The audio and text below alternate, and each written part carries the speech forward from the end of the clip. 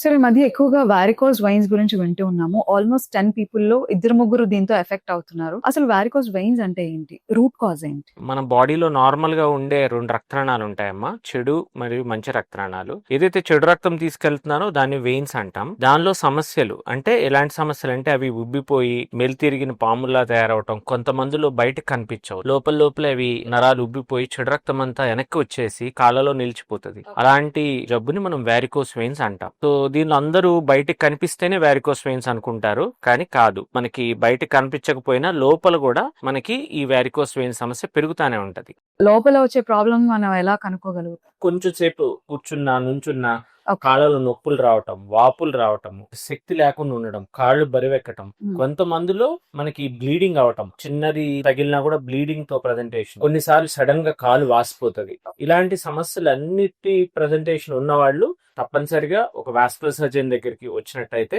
మనం ఒక Doppler scan అని చేసి చూస్తామమ్మా. ఓకే. దానిలో లోపల ఎంత ఉబ్బులు ఉన్నాయి అనేది మనకు తెలుస్తుంది. అండ్ హ్మ్. మోర్ ఓవర్ ఎంత ఉబ్బులు ఉన్నాయి అనేది కాకుండా రిఫ్లెక్స్ అనేది కూడా చూసుకుంటాం. అంటే చెడు రక్తం వెనక్కి ఎంత వస్తుంది అనేది కూడా మనం గమనిస్తాం. So okay. దాని వల్ల మనం వారికోస్ వెయిన్ సమస్య ఎంత తీవ్రంగా అనేది మనకు అర్థమవుతుంది.